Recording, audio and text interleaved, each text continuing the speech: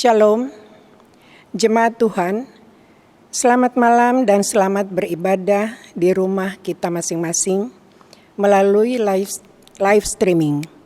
Kiranya ibadah malam ini membawa berkat dalam kehidupan kita sehari-hari. Pemberita firman pada ibadah malam ini, Saudari Shandy Novaldi Sitania. Jemaat silakan berdiri untuk menghadap Tuhan. Kita menyembah serta memuliakan namanya karena kasih setia yang besar atas kita.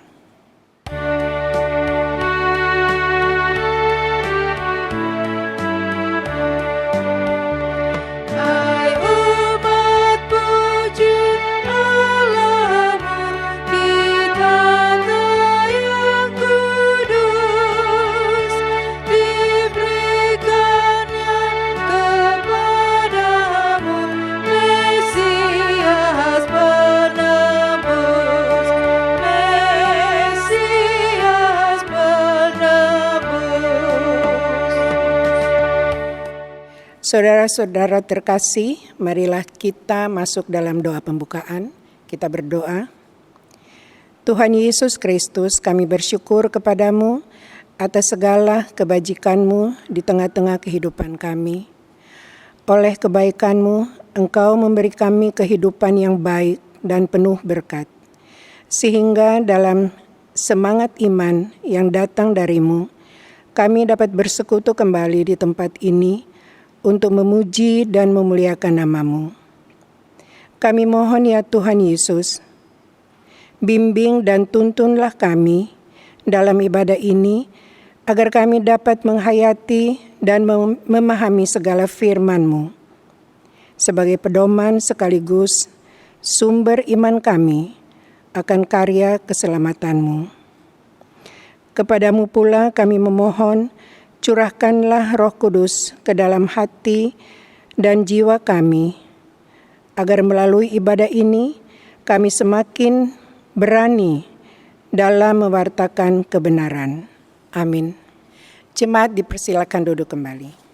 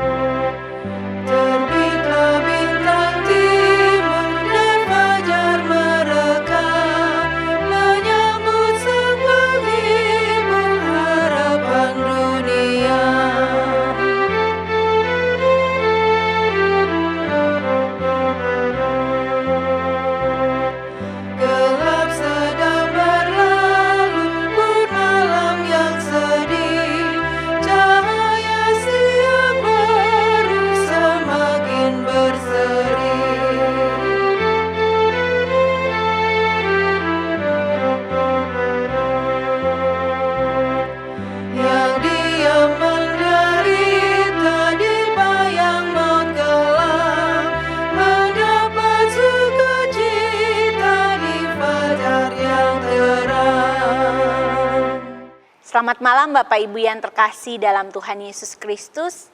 Sebelum kita membaca dan mendengarkan kebenaran firman Tuhan, kita akan mendengarkan kesaksian pujian dari vokal grup Young Voice.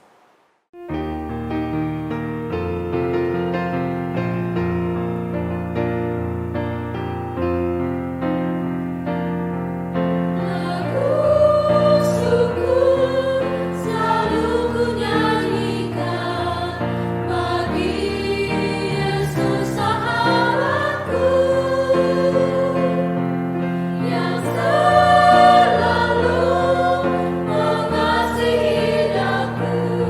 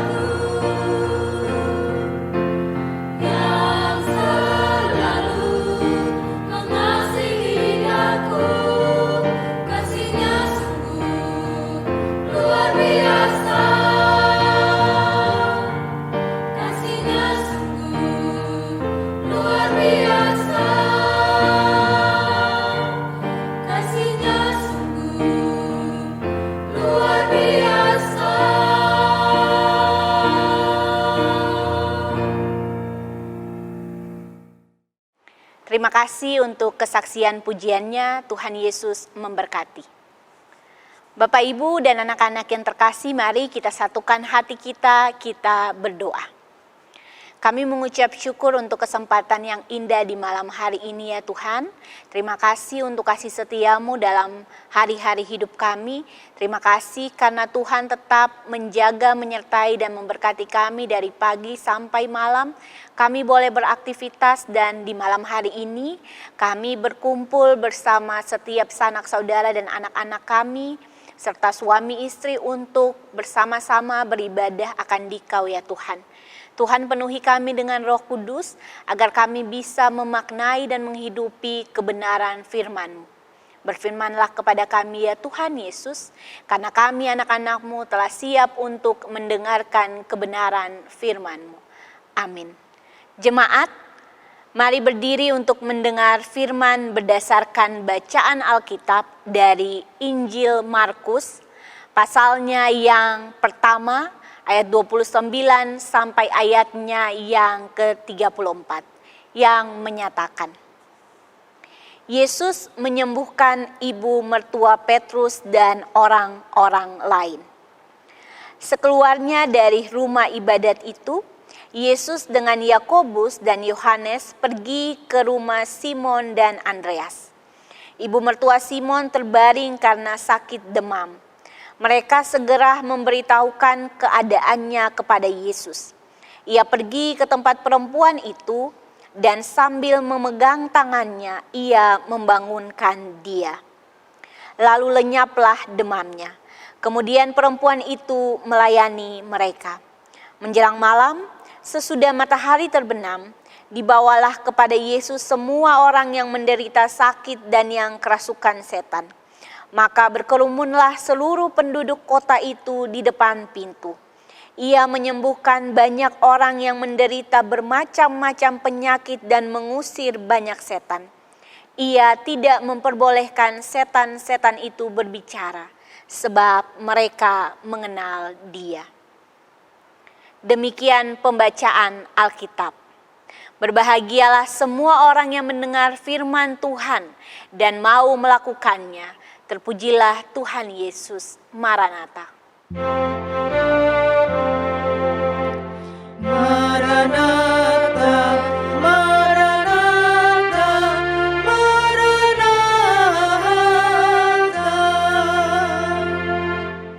Bapak, Ibu, dan anak-anak yang terkasih dipersilahkan untuk duduk kembali. Shalom Bapak Ibu yang terkasih dalam Tuhan Yesus Kristus. Bagaimana kabar Bapak Ibu sekalian? Saya berharap kita semua dalam keadaan sehat. Kalau ada yang kurang sehat, maka Tuhan mau memulihkan keadaan kita. Tidak terasa selama 1 tahun penuh ini, kita melakukan ibadah rumah tangga seperti biasanya. Bertatapan muka secara langsung di sebuah keluarga hanya dilakukan mungkin kurang lebih 10 kali saja. Setelah itu kita melakukan ibadah secara online. Namun ini bukan berarti makna ibadah yang kita lakukan itu kehilangan kekudusannya. Ibadah itu tetap kudus walaupun kita tidak melakukan ibadah secara langsung dan kita hanya melakukan ibadah secara online. Bapak Ibu yang terkasih dalam Tuhan Yesus Kristus beserta anak-anak kita sekalian. Kita semua pastinya pernah membaca kisah tentang Tuhan Yesus menyembuhkan ibu mertua Petrus ini.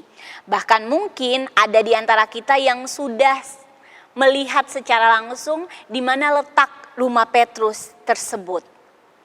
Kisah Tuhan Yesus menyembuhkan ibu mertua Petrus dimulai ketika Tuhan Yesus melakukan pelayanannya di Kapernaum. Pada perikop pembacaan kita ini merupakan bagian dari rangkaian pelayanan Tuhan Yesus di Galilea yang dimulai tadi ketika Tuhan Yesus di Kapernaum. Peristiwa pelayanan Tuhan Yesus yang dilakukan sejak Tuhan Yesus di Kapernaum ini menunjukkan kepada kita dimensi pelayanan Tuhan Yesus, di mana Tuhan Yesus melakukan pelayanan yang berdimensi holistik. Tuhan tidak hanya memberitakan tentang firman dan juga memberitakan tentang Injil, kebenaran berita kerajaan Allah, tetapi Tuhan Yesus mampu menyatakan firman itu lewat sikap-sikap, lewat tindakan-tindakan penyembuhan dan mujizat-mujizat dalam setiap pelayanannya. Selama Yesus berada di Kapernaum, rumah Petrus dijadikan sebagai pos untuk beristirahat setelah Tuhan Yesus melakukan berbagai pelayanan. Sebelum ayat 29 sampai 34 di ayat sebelumnya, ayat 21 sampai ayatnya yang ke-28, dan ketika kita melihat dari pasal-pasal paralel atau versi Injil yang lain, bisa kita lihat Markus 1 ayat 29 sampai 34 ini juga tertulis pada Injil Matius 8 ayat 14 sampai 17 dan Lukas 4 ayat 38 sampai 41. Itu biasanya dikenal sebagai pasal-pasal paralel atau versi Injil lain.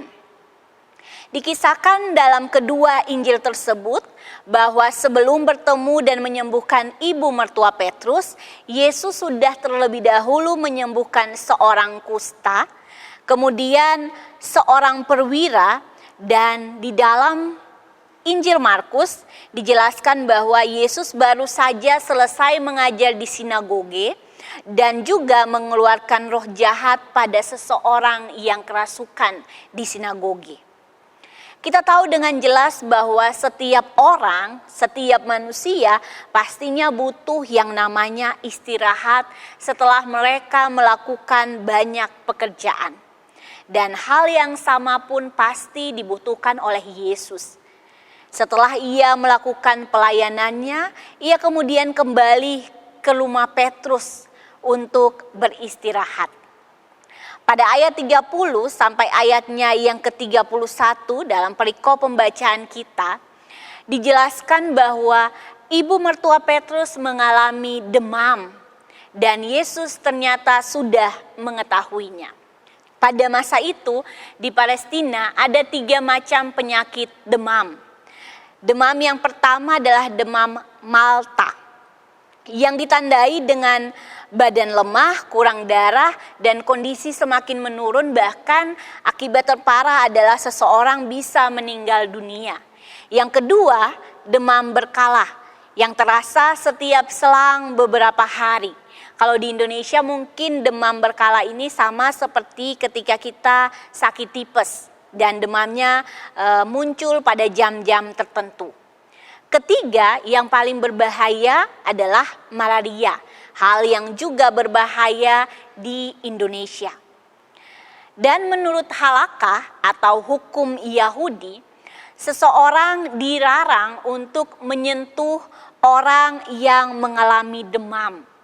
Karena itu dianggap sebagai sesuatu yang najis dan orang yang menyentuh, memegang orang yang sedang menderita demam akan dianggap sudah najis dan harus ditahirkan. Tetapi apa yang dilakukan Yesus? Yesus berdiri di sisi perempuan itu, Yesus berdiri di samping ibu mertua Petrus, memegang tangan mertua Petrus dan menyembuhkan sakitnya. Setelah Yesus melayani ibu mertua Petrus dan beliau menjadi sembuh, hal yang menarik kemudian dilakukan oleh ibu mertua Petrus. Ia kemudian bangkit dan kemudian ia melayani Yesus dan semua orang yang ada di situ. Ayat 32 sampai ayatnya yang ke-34, kemudian di situ dikatakan bahwa menjelang malam sesudah matahari terbenam, dibawalah kepada Yesus semua orang yang menderita sakit dan kerasukan setan. Pertanyaannya adalah mengapa mereka harus datang setelah matahari terbenam? Pada umumnya dalam hukum agama Yahudi, pada hari Sabat orang-orang tidak boleh beraktivitas secara penuh, termasuk tindakan bertobat. Dan juga berlaku ketentuan bahwa hari Sabat itu berakhir ketika di langit sudah terlihat 2 buah bintang pada petang hari. Itulah tanda bahwa hari Sabat sudah berakhir. Itulah mengapa orang banyak kemudian menunggu sampai menjelang malam baru mereka datang kepada Yesus. Mereka menunggu karena mereka tahu, karena mereka percaya bahwa Yesus mampu memenuhi harapan mereka dan mereka percaya bahwa Yesus akan menyembuhkan mereka. Yesus kemudian memenuhi harapan dan percaya mereka. Ia kemudian menyembuhkan, ia kemudian mengalahkan kuasa kegelapan itu dalam pelayanannya. Kalau kita lihat pada pasal paralel di kitab Matius 8 ayatnya yang ke-17, dikatakan bahwa benar yang disampaikan Nabi Yesaya. Dialah yang memikul kelemahan kita dan menanggung penyakit kita. Sehingga Yesus mampu memberi diri untuk tetap melayani, untuk tetap menyembuhkan, bahkan saat dirinya sendiri kelelahan. Dan dalam kuasa yang diberikan Allah kepadanya, dengan rendah hati Yesus kemudian menutup mulut setan-setan itu dan melarang mereka bersaksi tentang nama Yesus. Karena kesaksian dari kuasa kegelapan tidak benar dan tidak dapat dipercaya. Yang dapat dipercaya hanyalah kesaksian yang keluar dari mulut Yesus. Tema kita malam hari ini adalah melayani dengan kuasa Allah. Berbicara tentang melayani, maka pastinya setiap kita sudah pernah terlibat dalam proses melayani. Bukan hanya di gereja. Kita mulai melayani tanpa kita sadari adalah sejak kita dalam keluarga, sejak kita ada di rumah. Bahkan pelayanan untuk suami, pelayanan untuk anak, pelayanan untuk orang tua yang dimulai dari rumah pun adalah proses melayani. Dan tanpa kita sadari, tempat pertama kita belajar melayani adalah dari rumah kita. Sehingga jangan kita berkecil hati karena kita hanya baru melayani di lingkup keluarga atau di rumah kita saja. Karena Yesus sendiri sangat memperhatikan permasalahan-permasalahan dalam keluarga. Contohnya, Yesus kemudian melakukan pelayanan ketika ia berada di tengah-tengah pesta perkawinan di Kana. Dan contoh juga dari perikop kita, ia mau melayani bukan hanya di sinagoge saja, tetapi juga di rumah Petrus. Dalam perikop pembacaan hari ini, Tuhan Yesus memberikan contoh bagaimana melakukan pelayanan yang menghadirkan kuasa Allah. Pelayanan yang menolong banyak orang untuk mengalami penghiburan, untuk mengalami kekuatan lewat firman yang disampaikan serta lewat jamahan tangan Tuhan Yesus. Apa yang dilakukan Yesus dalam perikop pembacaan kita mengingatkan kita bahwa pelayanan bukan sekedar kita memperlihatkan kualitas pelayanan kita, kualitas diri kita, intensitas pelayanan kita, tetapi bagaimana kita menghadirkan Allah dalam pelayanan kita. Melayani dengan kuasa Allah berarti kita tidak melayani dengan asal-asalan saja. Kita yang dipercayakan untuk turut mengambil bagian dalam pelayanan harus mempersiapkan diri kita dengan baik. Mungkin kita yang ditunjuk menjadi P2 atau untuk berdoa atau untuk membaca Alkitab. Ketika kita diberikan tugas itu, maka yang perlu kita ingat persiapan dilakukan sejak di rumah, bukan 30 menit sebelum ibadah dilakukan.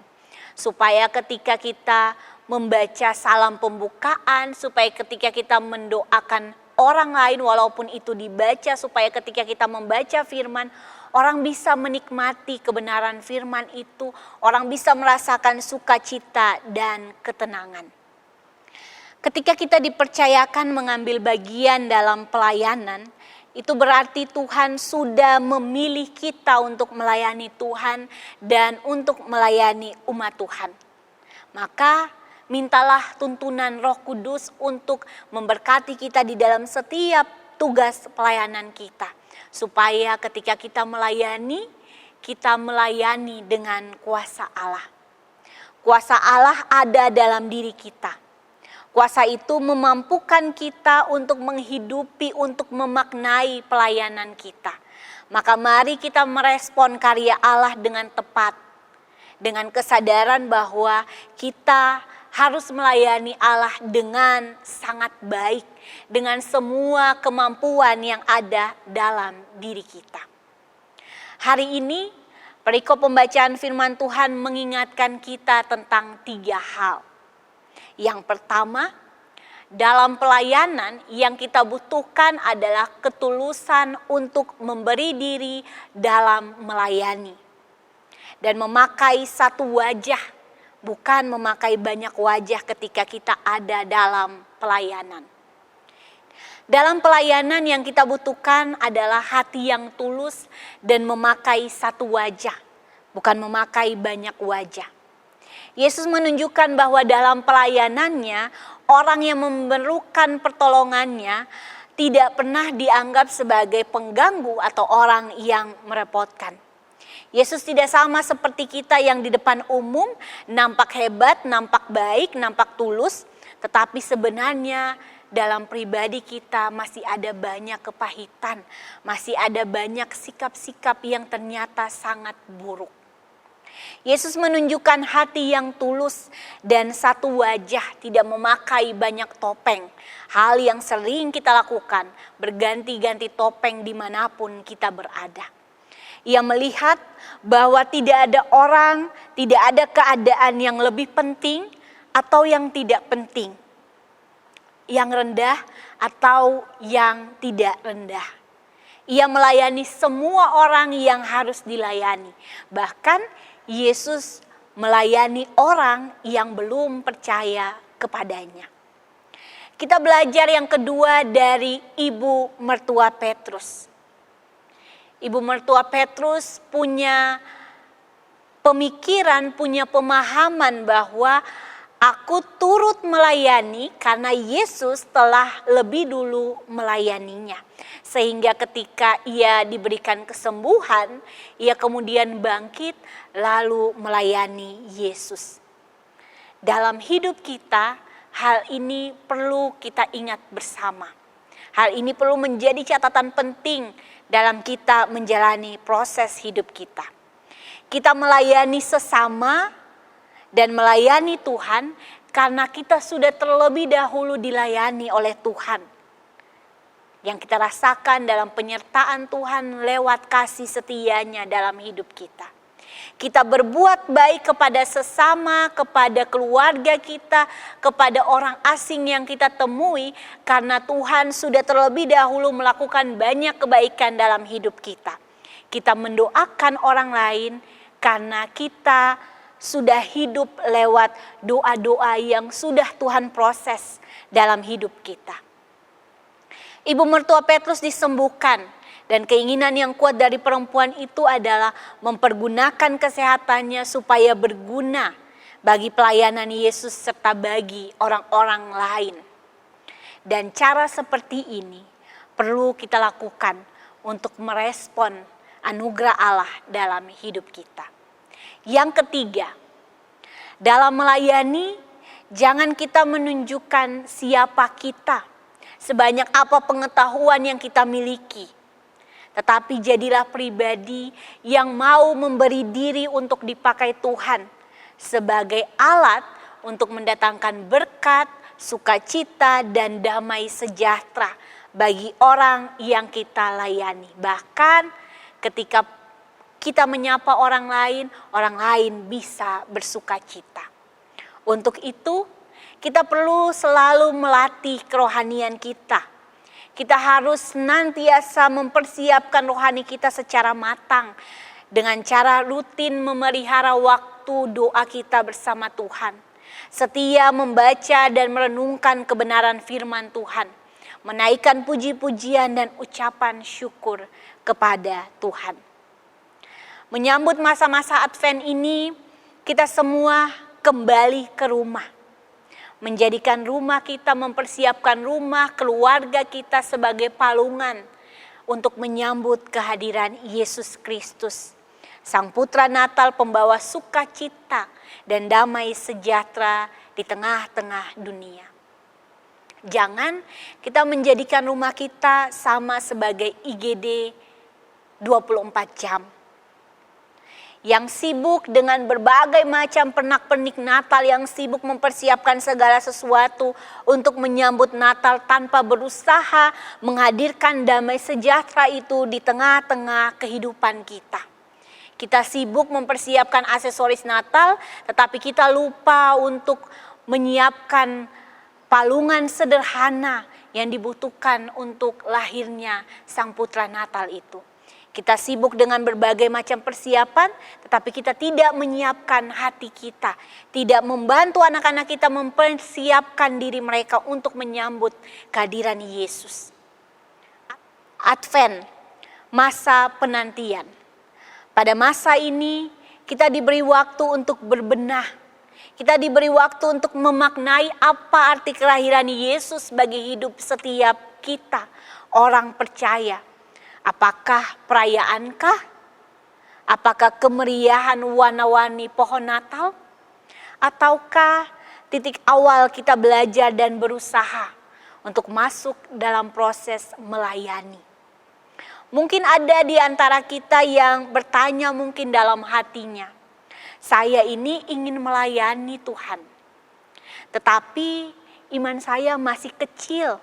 Apakah saya sanggup untuk melayani dengan iman sekecil ini? Ingat bahwa Tuhan tidak pernah menuntut iman yang besar. Yesus berkata bahwa iman kita sangat kecil, lebih kecil dari biji sesawi. Dan jika iman itu sebesar biji sesawi saja, kita akan mampu memindahkan gunung. Iman kita tidak perlu iman yang besar. Sebab kalau iman kita besar, mungkin kita tidak memerlukan Tuhan lagi. Yang harus besar, yang harus semakin besar adalah anugerah Tuhan. Yang harus dikuatkan, yang perlu semakin kuat bukanlah kita, melainkan Tuhan. Pada masa pandemi ini, pelayanan yang dilakukan secara langsung biasanya sangat sulit. Bapak, Ibu, dan anak-anak atau oma opa yang mungkin menderita sakit dan harus dibawa ke rumah sakit atau terbaring lemah di rumah, sekarang tidak bisa langsung mendapatkan pelayanan atau kekunjungan dari pendeta dan majelis sektor. Kita terus menahan diri bukan karena kita tidak ingin melayani, tetapi karena kita juga menjaga supaya kita tidak menjadi pembawa virus bagi orang-orang di tengah-tengah persekutuan kita. Namun dalam keterbatasan ini, dalam dunia kedua milik Tuhan, dunia teknologi, kita punya berbagai macam akses ketika kita ingin untuk ada dalam proses melayani bagi sesama kita yang sakit atau yang mengalami berbagai macam permasalahan. Kita bisa berkunjung lewat telepon, lewat video call, walaupun perkunjungan itu adalah perkunjungan yang tidak langsung, tetapi kita bisa mengetahui keadaan jemaat, kekasih-kekasih kita dalam persekutuan kita lewat mendengarkan suara mereka. Kita bisa menanyakan kabar mereka lewat WA. Kita bisa kemudian melakukan persekutuan-persekutuan doa untuk saling mendoakan, saling menguatkan. Mungkin bagi kita yang sehat, bagi kita yang masih muda, hal itu adalah hal yang biasa-biasa saja. Tidak perlu dilakukan, tidak masalah. Tetapi untuk sekedar memberikan pertanyaan, apa kabar?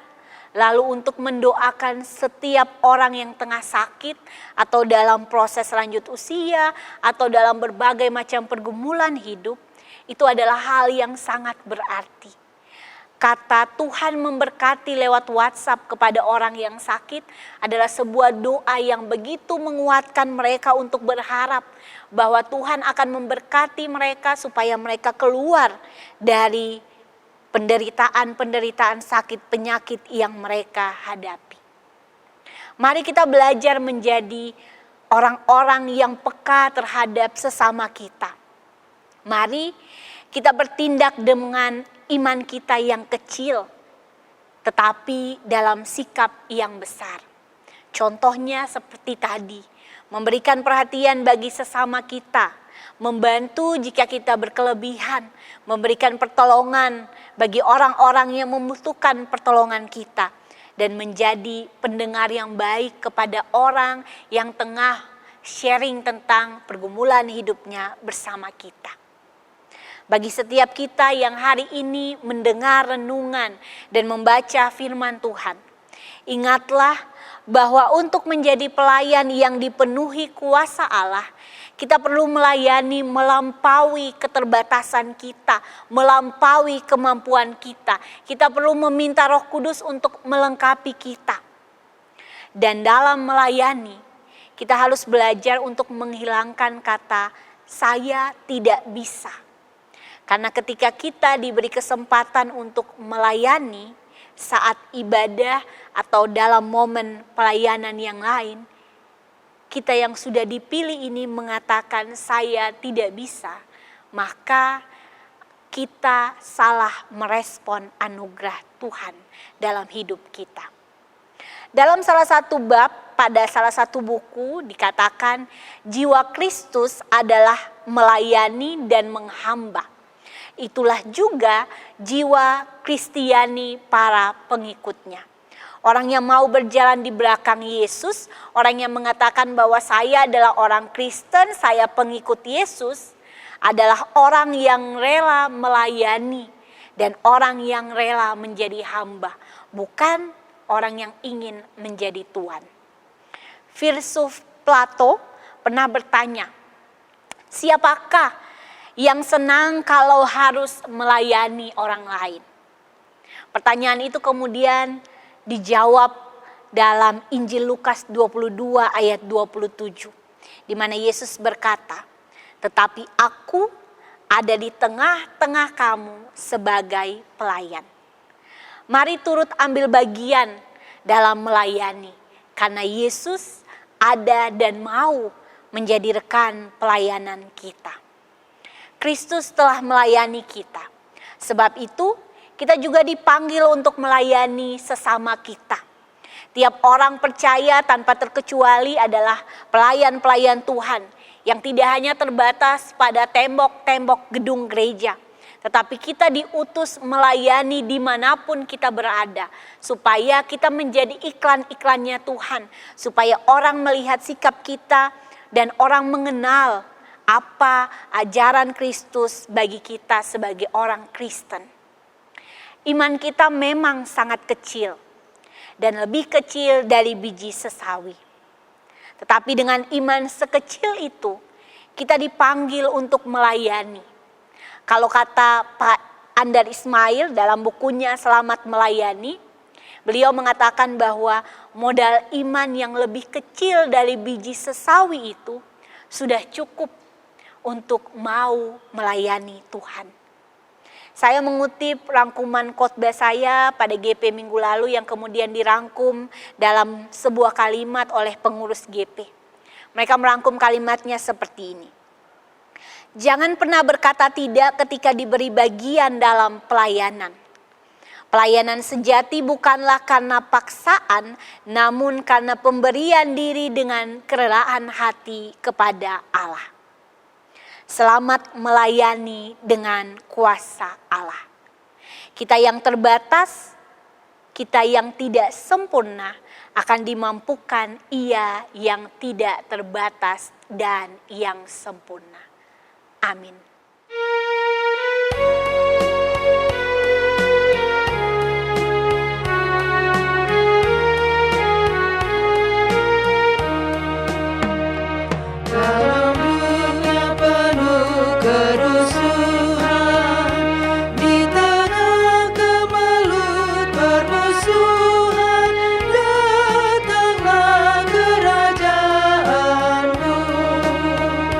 Di gereja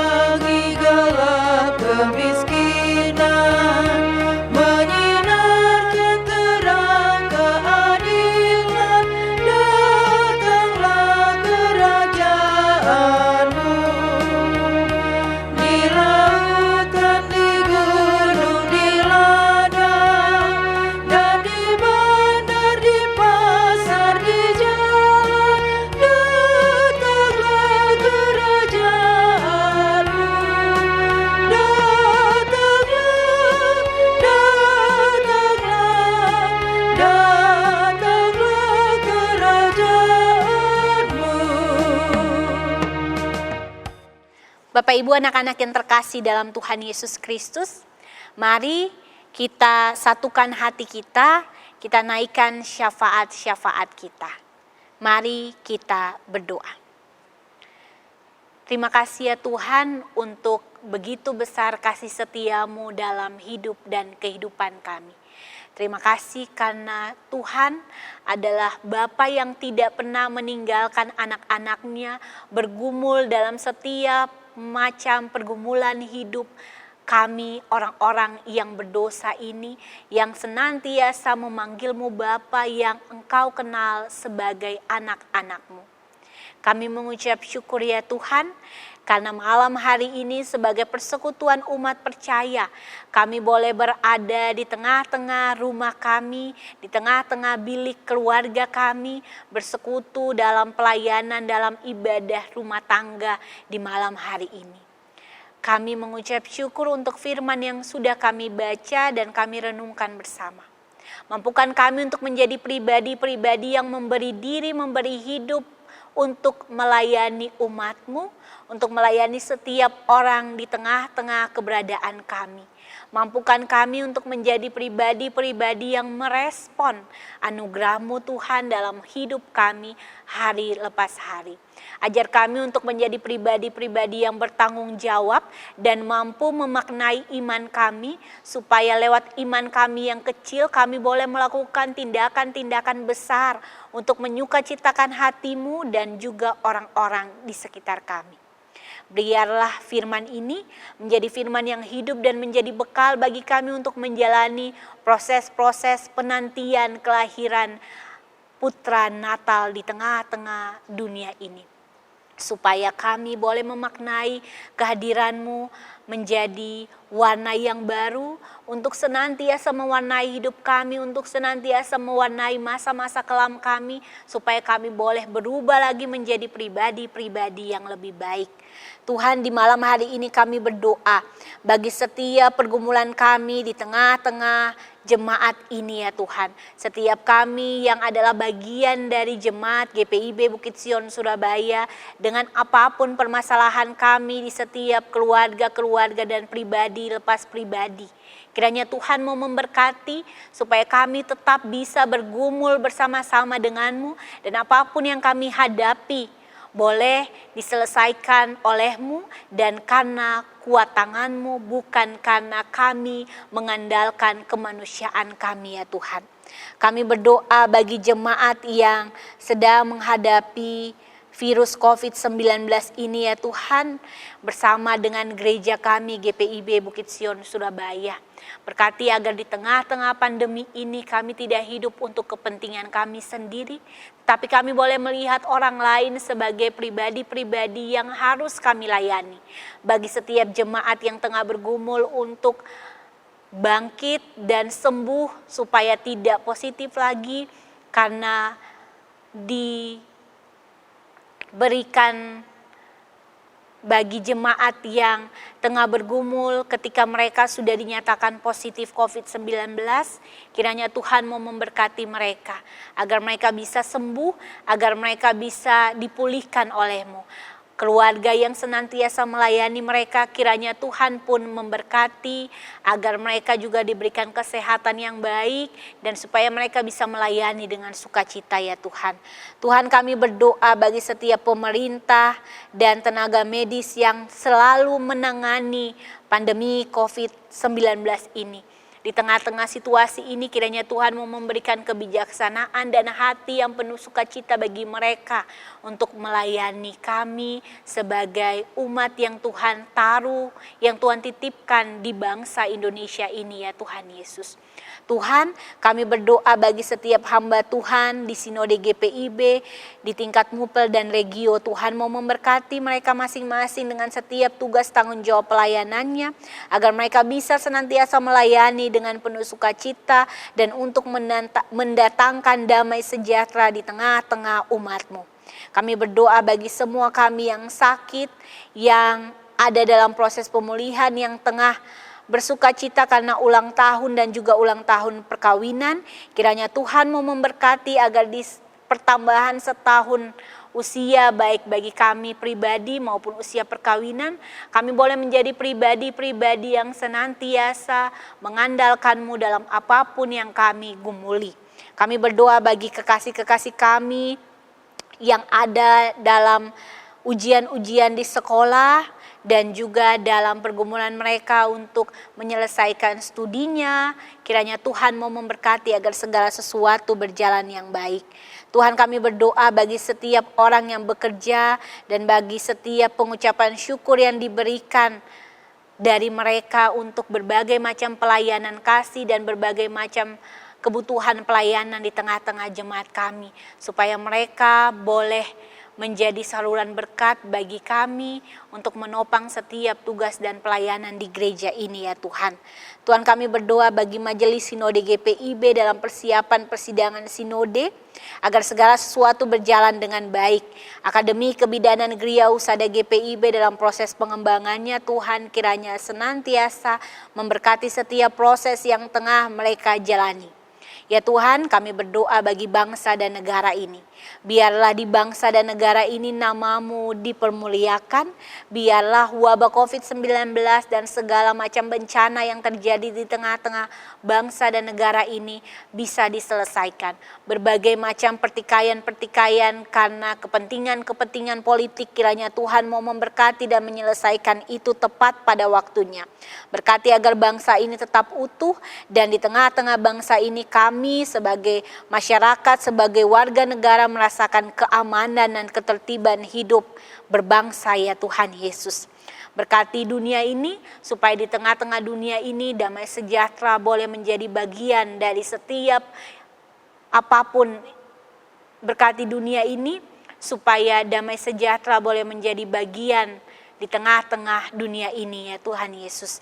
Apapun permasalahan yang ada di tengah-tengah dunia ini, terkhusus COVID-19, kiranya Tuhan mau memberkati agar vaksin-vaksin yang telah dipersiapkan dapat kami nikmati pada saatnya dan dapat menjadi kesembuhan bagi kami ya Tuhan.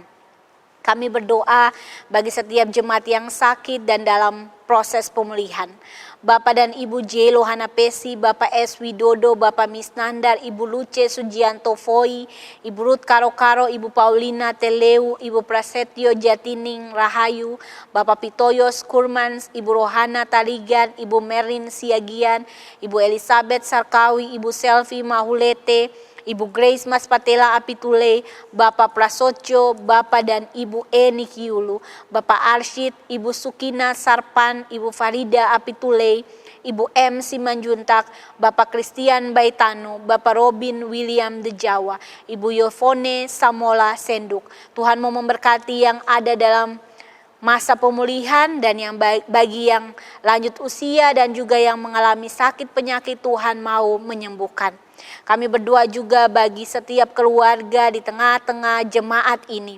Keluarga Ibu Flora Ince Lesnusa dan anak Aprian, Bapak Iance Siloi, keluarga Bapak dan Ibu Beni Binoni Nikiulu, anak Sevanya dan Haynes, keluarga Bapak dan Ibu Raymond Fernando, keluarga Bapak dan Ibu Raymond Ferdinand Runtu dan anak Elizabeth, keluarga Ibu Doli Nancy Bernard dan anak Erika. Tuhan kiranya memberkati mereka supaya mereka senantiasa dimampukan untuk bergumul dengan apapun pergumulan hidupnya. Tuhan, kami berdoa bagi setiap tenaga medis yang senantiasa juga berjuang bagi kami, orang-orang yang juga ada dalam proses. Tuhan, kami berdoa juga bagi setiap tenaga medis. Tuhan, mampukan setiap mereka agar pelayanan mereka bisa mendatangkan sukacita ya Tuhan Yesus. Ya Tuhan, dalam pengasihan-Mu kami mohon, dengarkanlah doa kami dan proseslah doa kami seturut dengan kehendak-Mu.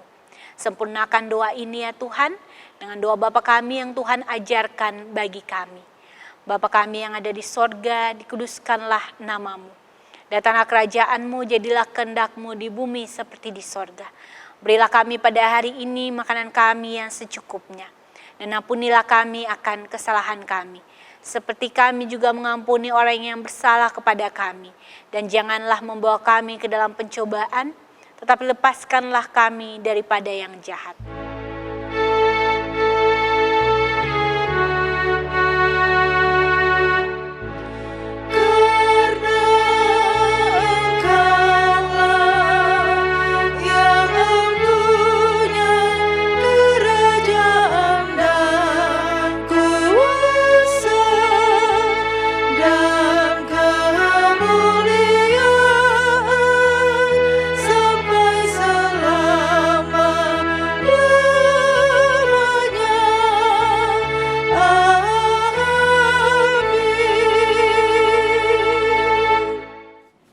Saudara-saudara, mari kita siapkan hati untuk memberi persembahan syukur kepada Tuhan. Dengarlah sabda Tuhan yang terambil dari Roma 12 ayat 1. Demi kemurahan Allah aku menasihatkan kamu, supaya kamu mempersembahkan tubuhmu sebagai persembahan yang hidup, yang kudus dan yang berkenan kepada Allah. Itu adalah ibadahmu yang sejati. Tuhan memberkati saudara dan persembahan saudara.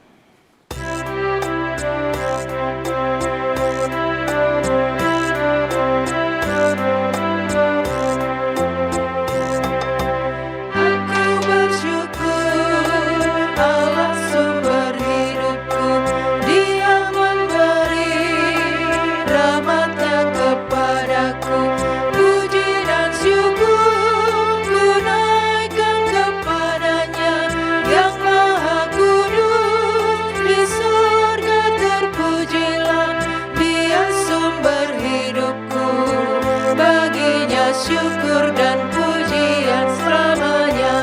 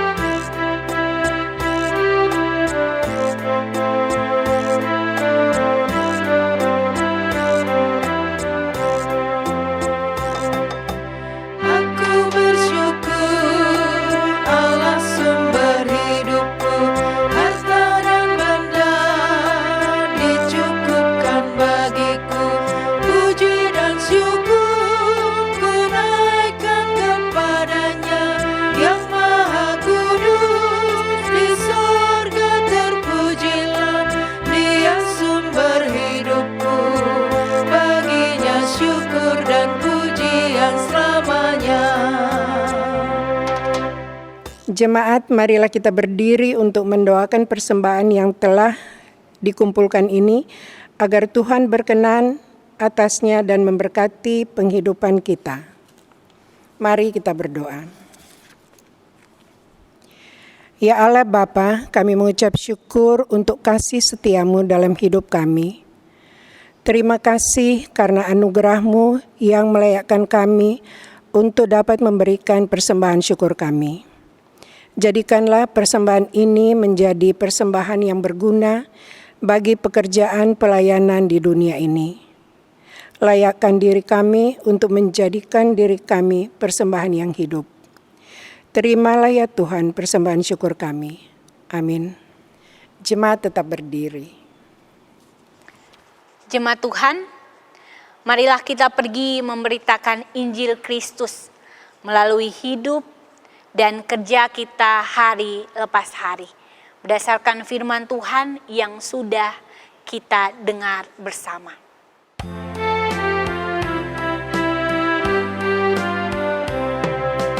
Tuhan memberi kuasa-Nya bagimu untuk menghalau kuasa Maut.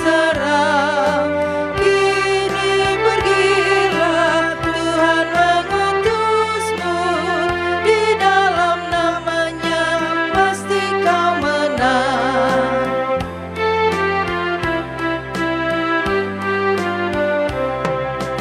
Mari bebaskan orang yang tertawan dalam gelap dan dosa menyekap. Firman Tuhanmu jadikan pegangan, kuasa maut pun pastikan lenyap. Angkatlah hati, arahkanlah pikiranmu kepada Tuhan, serta terimalah berkat-Nya. Kasih karunia Tuhan Yesus Kristus dan kasih Allah dalam persekutuan dengan Roh Kudus menyertai saudara sekalian, kini dan selamanya.